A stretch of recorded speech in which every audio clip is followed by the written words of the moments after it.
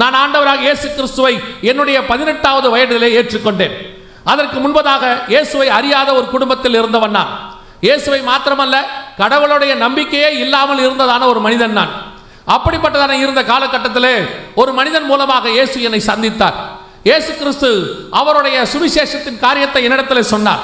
ஆனால் ஒன்றே ஒன்று மாத்திரம்தான் அந்த மனிதன் இடத்தில் சொல்லும் பொழுது என்னுடைய மனதிலே ஓடிக்கொண்டிருந்தது. இந்த இயேசுவை குறித்து இவ்வளவு சொல்லுகிறாரே, காரணம் அந்த இயேசுவை பற்றி சொன்னவர் ஒரு கிறிஸ்தவர் அல்ல. அவர் சொன்னவர் ஒரு மாற்று மதத்தினர். அவர் இயேசுவை குறித்து அதிகமாய் அறிந்தவர், அதிகமாய் படித்தவர். அவர் அவருடைய வாலிப பிராயத்தில் இயேசுவை ஏற்றுக்கொண்டார். என்னுடைய இருதயத்தில் ஓடினதெல்லாம் ஒன்றே ஒன்றுதான், இந்த இயேசுவை எப்படி இந்த மனிதன் இவ்வளவு பேசுகிறான், எப்படி இவன் இவ்வளவு அறிந்திருக்கிறான் என்று சொல்லி அந்த மனுஷன் மத்தியிலே உட்கார்ந்து அநேக காரியங்களை கேட்க தொடங்கினேன். அதற்கு பிறகு இயேசு கிறிஸ்துவை நாடத் தொடங்கினேன். திருச்சபைக்கு சென்றேன், வேதத்தை வாசிக்க தொடங்கினேன். அப்பொழுதுதான் இயேசு கிறிஸ்துவினுடைய உண்மையான சுயசரிதை தெரிய ஆரம்பித்தது.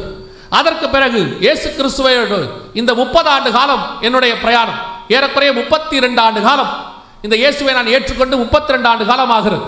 இந்த 32 ஆண்டு காலத்தில் நான் சொல்லுவேன், இந்த இயேசு எனக்கு நல்லவராகவே இருந்திருக்கிறார். இந்த 32 ஆண்டு காலமும் அவர் என்னை தூக்கி சுமந்திருக்கிறார்.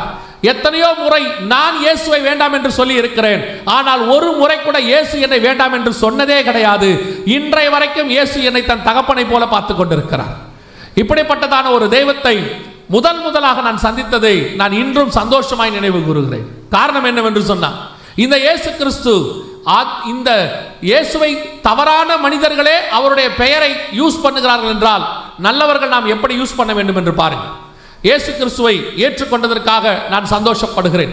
இன்று இந்த மேடையில் நின்று இயேசு கிறிஸ்துவை குறித்து பேசுகிறேன், சொல்லுகிறேன், அது சாட்சி கொடுக்கிறேன், பல இடங்களுக்கு போகிறேன் என்று சொன்னால் ஒரே ஒரு காரணம், இயேசு என்னிடத்தில் வந்து நீ என்னை குறித்து சொல்லு என்று சொல்லி எந்த விதத்திலும் சொல்லவில்லை. ஒன்றே ஒன்று எனக்கு மாத்திரம் தோணுகிறது, இயேசு கிறிஸ்துவை குறித்த அன்பு என்னை நெருக்கி ஏவுகிறது. அவரை பற்றி சொல்ல வேண்டியது என்னுடைய கடமையாய் இருக்கிறது. காரணம், அவர் எனக்கு செய்த நன்மைகளுக்கு நான் வேறு ஒன்றையும் செய்ய முடியாது. ஒன்றே ஒன்றை செய்ய முடியும், அவரை குறித்து நான் எல்லா இடங்களிலும் சொல்ல முடியும். அவர் நல்லவர் என்று சொல்லி, அவர் திரும்பி வருகிறவர் என்று சொல்லி. இயேசு அவ்வளவு நல்லவராகவே இருக்கிறார்.